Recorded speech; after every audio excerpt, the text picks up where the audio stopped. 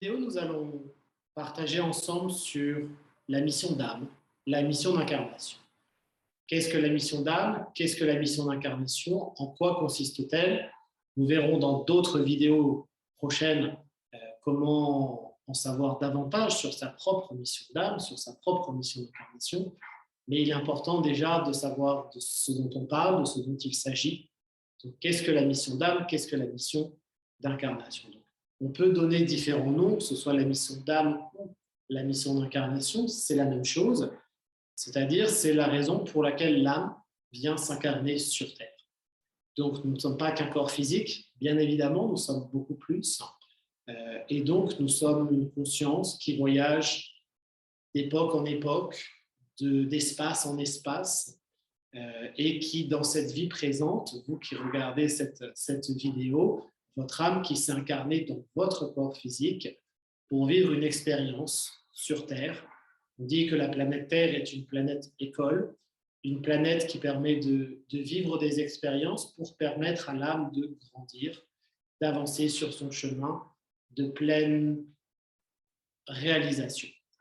Donc, nous venons, chaque âme vient sur Terre dans cet objectif, enfin dans ces multiples objectifs plutôt, pour se libérer de karmique, donc de karma, c'est-à-dire de choses par rapport à des vies passées, c'est-à-dire que dans cette vie présente, beaucoup de conditionnements, beaucoup d'attitudes, beaucoup de comportements sont issus de schémas ou d'expériences de vie passée. Ce sont comme des bagages énergétiques qui sont dans vos corps énergétiques, notamment dans le corps karmique, et donc qui font que lorsqu'une situation dans cette vie présente se manifeste, il y a comme des filtres au niveau énergétique où vous allez avoir des conditionnements, vous allez avoir des pensées, des interprétations aussi qui peuvent être, dans certains cas, liées par rapport à vos vies passées, donc par rapport au karmique. Donc, l'âme vient dans cette vie présente pour se libérer de beaucoup de choses au niveau karmique,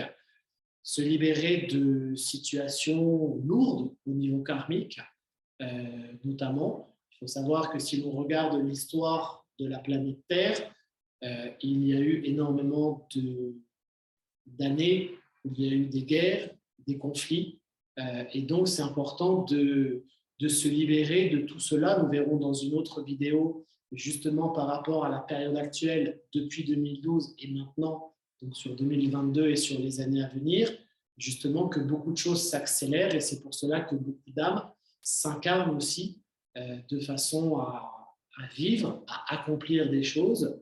Donc c'est important de se libérer de ce karma qui peut être lourd par rapport à des situations avec certaines personnes également que vous côtoyez, que vous connaissez, ou lorsqu'il y a des affrontements ou des situations fortes ou complexes avec certaines personnes, c'est peut-être également car il y a du karma, donc vous avez connu cette personne dans des vies passées, et donc il est important et essentiel, aussi bien pour votre évolution spirituelle que pour l'évolution spirituelle de la personne, de libérer ce karma.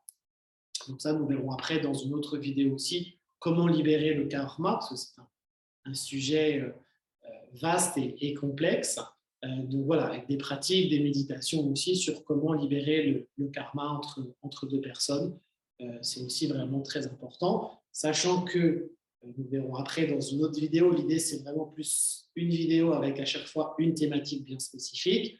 On parle du samsara ou du cycle de réincarnation, et donc tant que nous n'avons pas réglé ce karma, l'âme est appelée à être dans ce cycle de réincarnation, d'où l'importance aussi de régler tout cela en conscience dans cette vie présente.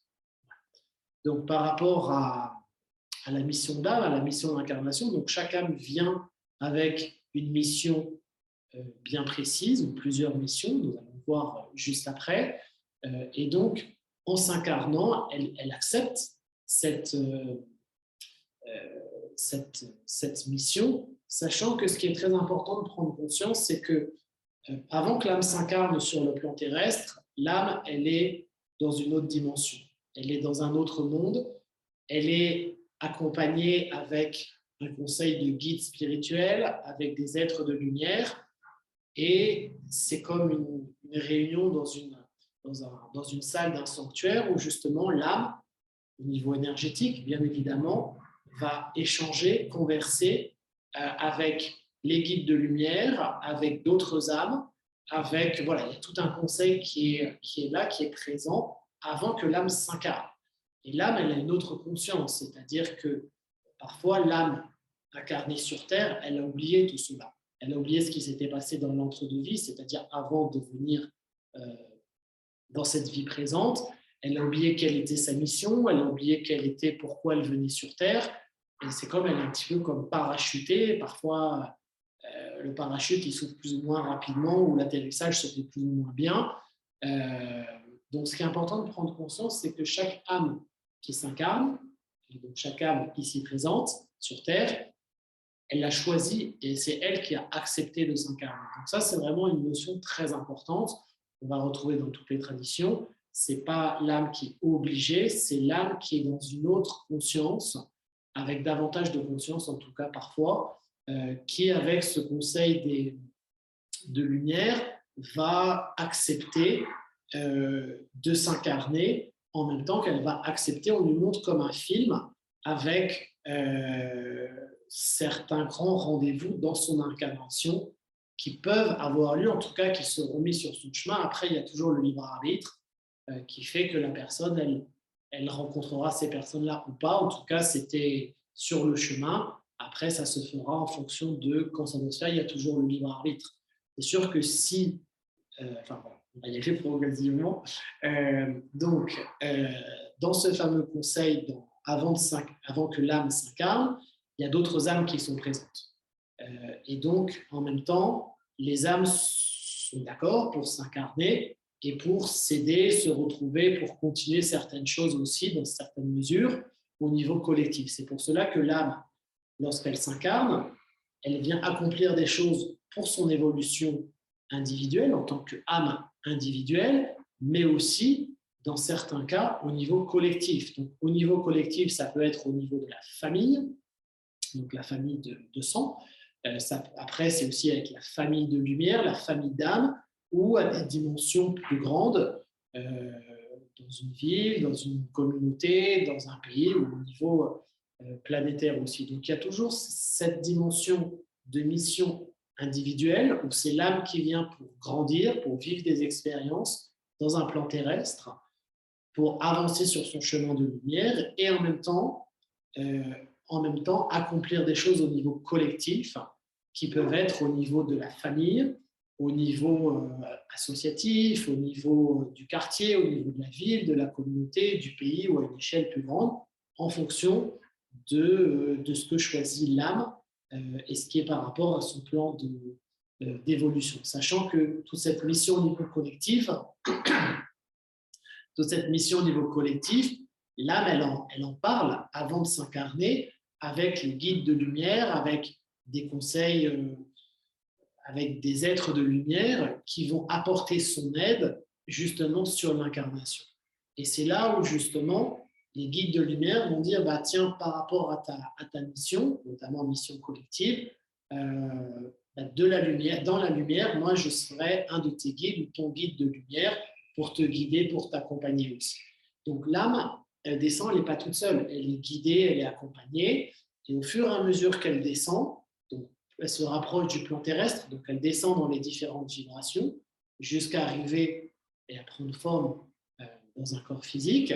Et donc là, justement, après, c'est bien souvent une forme d'amnésie où l'âme ne se rappelle pas ce qu'elle vient faire ici, dans ce corps, sur Terre, que vient-elle faire, ou parfois elle se sent un petit peu perdue et elle va chercher des échappatoires pour s'évader de ce monde terrestre. Et donc, si elle cherche à s'évader de ce monde terrestre, en refusant l'incarnation également, l'âme, elle passe à côté de sa mission d'âme, de sa mission d'incarnation, jusqu'à ce que parfois, il se passe des événements plus ou moins intenses dans la vie qui vont faire que ça va être des grandes prises de conscience. Et l'âme, là, d'un coup, comme un électrochoc, elle va se réveiller en se disant, ben non, c'est pas ça qui nous convient. c'est vraiment ça. Donc, par exemple, des burn-out, par exemple, des prises de conscience ou des maladies qui font que l'âme, elle est dans des situations où presque de survie, où il faut vraiment qu'elle, en tout cas, elle prend conscience d'autre chose. Et c'est là où très souvent, il y a des changements très intenses qui se mettent en place. Donc l'âme, en s'incarnant dans la dimension terrestre, pourquoi? Puisque la dimension terrestre, elle est sur un plan vibratoire qui est moins élevé que les hauts plans de lumière. Donc du coup, en descendant progressivement dans ces différentes dimensions, l'âme, en fait, c'est comme si on avait des antennes. Et donc, en descendant dans les différentes vibrations, c'est comme des couches énergétiques qui font que les antennes vont être réduites sur le sommet de la tête. Et donc, du coup, on capte beaucoup moins d'énergie du cosmos, des étoiles. Et donc, on n'a plus accès à toutes ces informations sur pourquoi l'âme s'est incarnée, ce que l'âme vient accomplir au niveau individuel et au niveau collectif sur Terre. Plus l'âme est ancienne, c'est-à-dire plus elle a vécu d'expériences, de vie passée, que ce soit sur ce plan terrestre ou dans d'autres plans, dans d'autres dimensions, plus elle va avoir une mission collective importante en fonction de son chemin également. Donc c'est une partie vraiment très importante de prendre conscience que la mission d'âme, chacune a une mission d'âme, une mission d'incarnation. Enfin, c'est la même chose, une mission d'âme, mais dans le plan de l'incarnation. Et donc, chaque âme est appelée à honorer pleinement ce pourquoi elle est venue. C'est ce que disent les Mayas, que le plus important, c'est d'honorer pleinement ce pourquoi l'on est venu, ce pourquoi l'âme est venue s'incarner, car sinon, à la fin de cette vie, on recommence encore dans ce cycle des réincarnations, mais voilà, tout ce qui est par contre, toutes les prises de conscience et tout ce qui est ouvert, tout ce qui est libéré et transmuté, notamment au niveau karmique dans cette vie présente, sont des choses qui sont réglées et qu'on n'a plus à accomplir dans les autres vies. Donc, ce qui est important, c'est de s'occuper de cette vie présente. Après, les vies futures, elles viendront, ou les existences futures, elles viendront naturellement par elles-mêmes. C'est important de vraiment œuvrer pour honorer pleinement sa mission d'âme dans ce chemin, dans ce temps imparti qui a lieu dans ce corps physique qui est le vôtre, dans cette incarnation. Voilà pour ce partage sur la mission d'âme. Nous allons voir après d'autres vidéos sur comment mieux connaître sa mission d'âme, car justement, ce qui est important, c'est qu'il y a eu cette phase en descendant en plan vibratoire de fermeture au niveau énergétique. Et donc, plus on va pratiquer au niveau énergétique, plus on va augmenter son énergie, son taux vibratoire, et plus forcément, on va avoir accès à de l'énergie. Et cette énergie va aller directement apporter de l'énergie, nourrir l'âme. Et l'âme, du coup, en étant pleinement portée au niveau énergétique, va se rappeler comme un grand réveil, comme un rêve éveillé de ce pourquoi elle est venue sur Terre, d'où l'importance des alignements dont nous avons parlé dans une des vidéos précédentes, car ces alignements, justement, ce sont des rendez-vous, des alignements qui sont accessibles sur Terre, aussi qu'on reçoit encore plus dans certains sites sacrés que dans d'autres. Et donc, ça va créer des afflux d'énergie, une augmentation de l'énergie qu'on reçoit, donc une augmentation du taux vibratoire. Et c'est pour cela que ça va permettre justement de se rappeler des prises de conscience. En fait, les prises de conscience, c'est cela, c'est se réveiller comme d'un bon sommeil pour que tout soit beaucoup plus fluide sur quelle est la mission d'âme pour chaque âme qui vient s'incarner. Car si nous venons sur Terre, ce n'est pas juste pour admirer la beauté de la nature, la beauté du soleil, de la lune, des étoiles. C'est aussi justement pour accomplir des choses par rapport à son chemin d'âme, de libération, d'évolution, et aussi, et encore plus maintenant, par rapport au niveau collectif.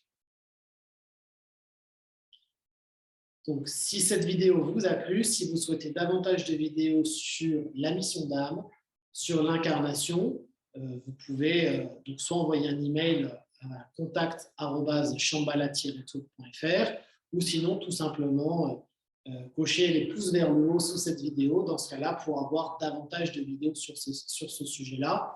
L'idée, c'est qu'il y a tellement de sujets passionnants à partager, que c'est vraiment important que ce soit vous qui, en fonction de ce que vous ressentez, quels sont les sujets vibratoires aussi qui vous parlent, qui résonnent en vous, pour lesquels vous souhaitez recevoir des clés, des pratiques, des méditations.